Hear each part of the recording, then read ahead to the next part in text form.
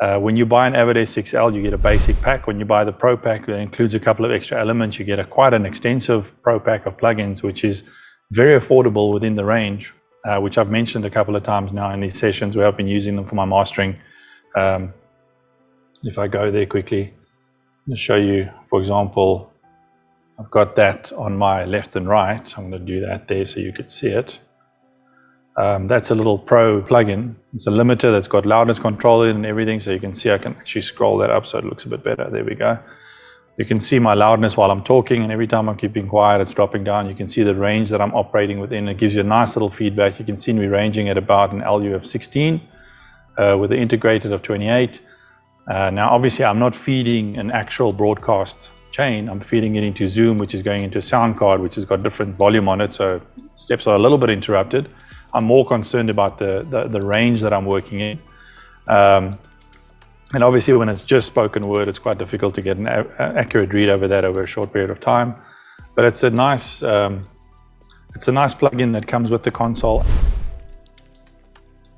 I'm going to go back to my multi-view so you can see my rack. This rack has got 400 plugin slots, so I've got a ridiculous amount of potential in terms of the amount of plugins that I can run.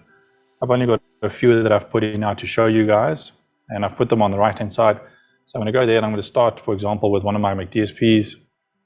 And this is a typical McDSP rack, which is the 606 Ultimate module, where you can build it completely to your specification and save it. You can put 6 modules in a chain.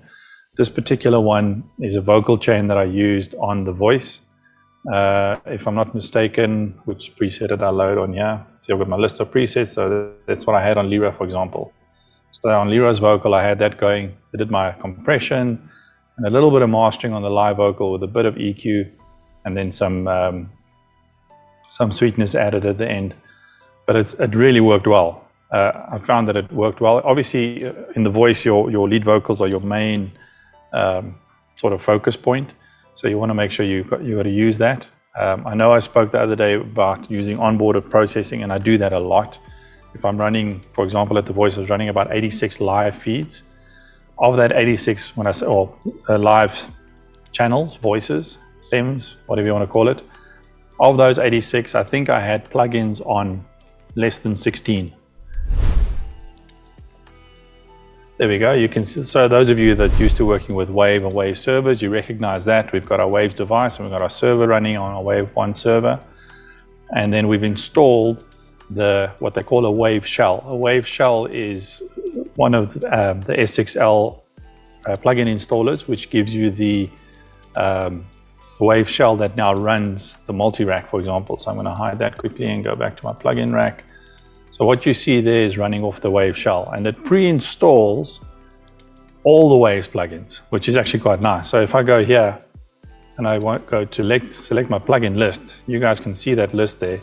And every one of these is full of very unique plugins from a whole bunch of stuff, Waves related, obviously. And I've got Abbey Road ones, I've got Kramer ones, we've got, what else can I see quickly? Reverbs. Obviously, you can see the Abbey Road stuff there. Harmonics, we've got some Shep stuff there. With guitars, we've got some whole bunch of different, the one knob reverbs and all plugins and all those. But not all of them work because I don't own all those licenses, unfortunately. Anyone who's watching that wants to sponsor, send money here. So I have just loaded the plugins that I own. Obviously, over the years, we've invested in. Because we had the plugins on board, I got a couple of the platinum packs from the SSL packs, which we run on our different systems, either in studio, in the OB, or on the consoles. So I've just obviously got active the licenses that I own. I've also then installed the McDSP Live pack, which gives me the McDSP plugins, which I showed you already, the multi-rack one, the Ultimate Collection, but in there we've got the ML8000, with the MC404, multi-dynamic EQ, all those kind of things. And on this console, pretty much, other than the onboard stuff, that's all I have loaded.